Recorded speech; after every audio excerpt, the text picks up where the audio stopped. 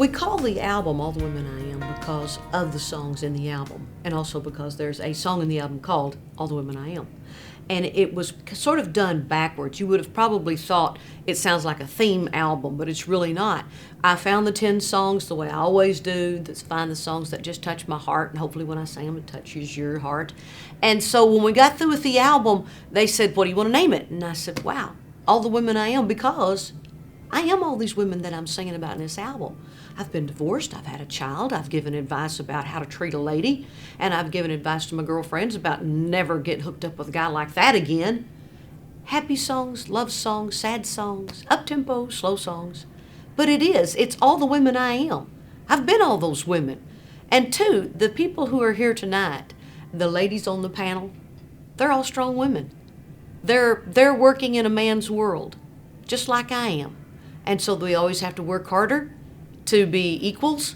We understand that. We don't complain. We just go do our job. But that's all the women we are.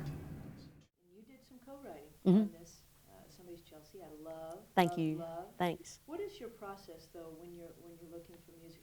I heard you talk about driving around by yourself, front seat, back seat. Uh-huh. Is that the process? And how long do you have to drive? Well, we live about 45 minutes outside of Nashville, so that's a pretty good amount of songs to get to listen to. Yeah, by a place on out in Knoxville somewhere. But I love to listen to songs. I love to look for songs for a new project.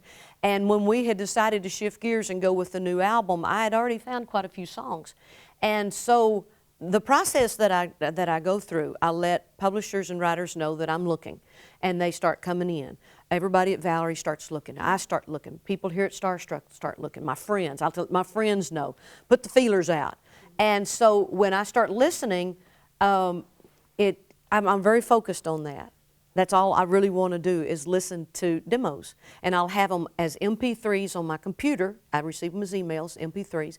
I'll get them as CDs. And then when I'm in the car, I put the CDs in. And when I'm on the plane, I listen to the MP3s. And then when I find a song, which sometimes you listen to 300 or 400 before you find one. Now you'll hear some that you kind of like, but that one that goes, or your hair stands up on your arm and you know that you cry, or you have that gut feeling that you absolutely know that's the song we want to keep. Then I let my girls here, Velvet here, and then Allison Jones over at Valerie, I let them know this is a song we want to keep on hold. Please let the publishers and all the writers know, put that song on hold for me. I have suddenly sat up in the middle of the bed in the middle of the night thinking, is that a song I've heard on the radio? Is that a song I've put on hold? Where is this song? And to get up in the morning, still sweating, thinking, where is this song? I know it's a monster hit, and I got to make sure I've gotten it. So it's a fun time, but boy, it is stressful sometimes. So the barometer, though, is when the hair rises on the arms. Mm-hmm. That's when you know? That the reason I know that is because when Don Lanier, who worked at MCA Records for Jimmy Bowen, when he and I went out and started looking for songs for the album Whoever's in New England, when we heard Whoever's in New England, Don Lanier always wore the baseball cap, and his eyebrows disappeared. And my hair was standing right straight up on my arms, and we knew that is a monster. That's the song we want. So whenever I get that, we know it's it. Keep that song. Well, anybody who can sift through thousands of songs and keep them straight and be that organized, I think everybody in this room, women today, we shuffle home and family and often extended family, and we're caring for our parents. Give us a tip on how to keep everything organized. Lots of help.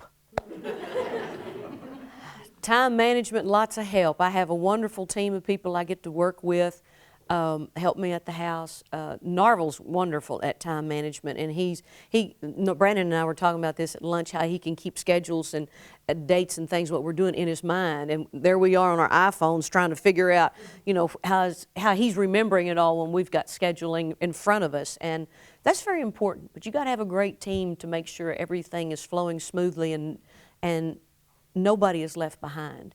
If we're working on the clothing line, and we got to make sure the music is, everything's taking care of that before we go over there and work on May of next year for the clothing line. Everything's got to be taken care of. So teamwork is very important. When sifting through the enormous pile of questions that I received from your fans, from my listeners, there was a theme. Whitney pointed out the bucket list theme. There was another theme that I saw, which was, how can I impart to Reba how she inspired me to fill in the blank? And I think about my winner who was here, who was inspired in an amazing way by you. I don't know if you know this story or not, but she was inspired 2 years ago to get in shape, buy a dress in your line of No clothing. kidding. The dress now is it was on eBay, and it was too small for her, and now the dress, she never got the dress, but it was too big, now it's too big. Great. But That's great. amazing story, and so the stories of inspiration and how you motivated people, or a song or a word or a performance, when you do it for as long as you have, I wonder when those things break through to you, and if you have one of those moments of, wow, I got to sit down because this has been an amazing journey. This is one of those moments when I recognize what I've been able to do and what I'm still able to do. I think the only thing it does for me is encourages me to continue. Yeah. I like those kind of stories. Congratulations. And I love your top. Love it, love it, love it. It does, it encourages me to continue on. I've gotten lots of wonderful emails, letters throughout the years of people saying how it changed their lives, and their music spoke to them when they were at the end of the rope. And that's kudos to the songwriters. I mean, I'm kind of like the water hose that I'm the conduit. But the songwriters are the ones that come up with these magical pieces of work that touch my heart. And hopefully if I do my job right, when I sing it, it'll touch your heart. So I've done my job. But songwriters, boy, where would we be without them? Never want to find out. Do you ever have a time when there's a song that touches you so deeply that it's hard for you to perform? Yes. I was just thinking about the one about the day she got divorced that's on the new album. You didn't write that song, but you've been through the experience, and I think, gosh, I wonder if you're ever up there. What is it for you that you're up there and you're like, I hope I can just hold it together and do this song? Lots of songs I have recorded that I have asked myself that very question. When we found the song, When You Have a Child, When You Love a Child.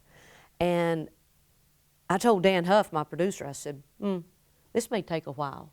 He said, why? You know, you've been living with it for a while. I said, living with it and singing is two different things. So I got in my little sounds booth right there. And musicians were all in here, and they were playing, and I started the first line, dropped out. Came back in, about the third or fourth line, dropped out again. They all had their heads down. They were just playing. And, you know, I know it was getting them just as bad as it was getting me. And it's just a beautiful song. Tom Douglas did a wonderful job on that song. And every word, every line just takes you through this child's life.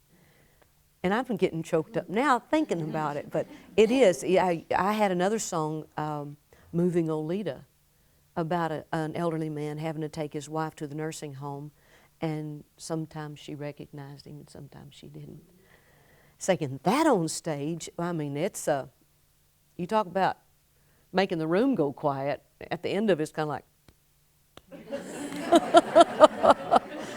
But those are the types of songs that just wrench your heart, and you gotta sing them.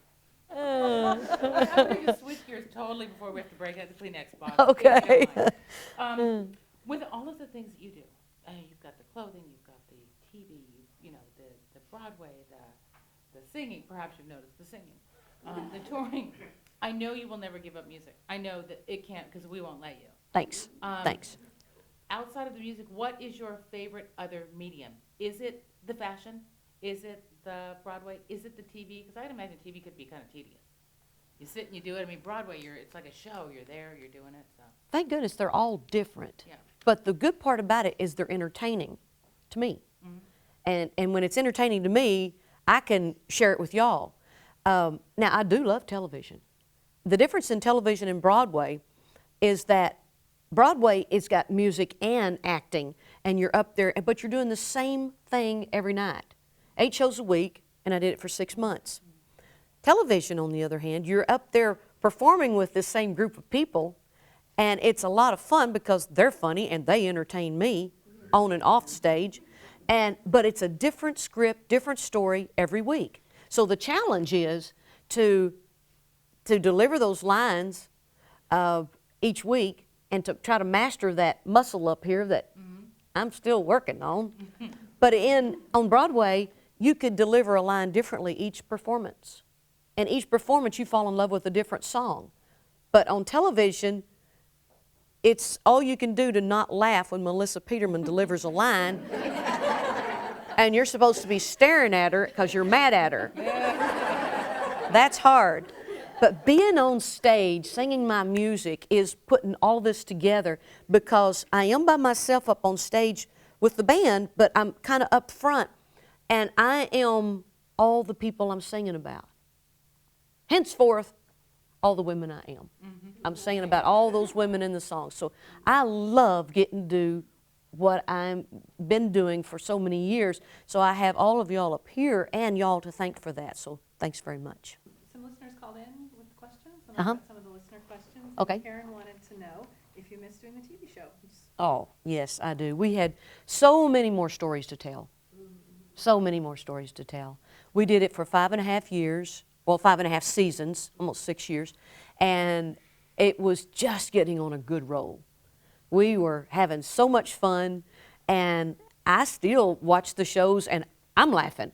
I mean, I've forgotten what it was really about and what I'm going to say next, and so I'm laughing and was really having a great time watching it all over again. So, miss it terribly.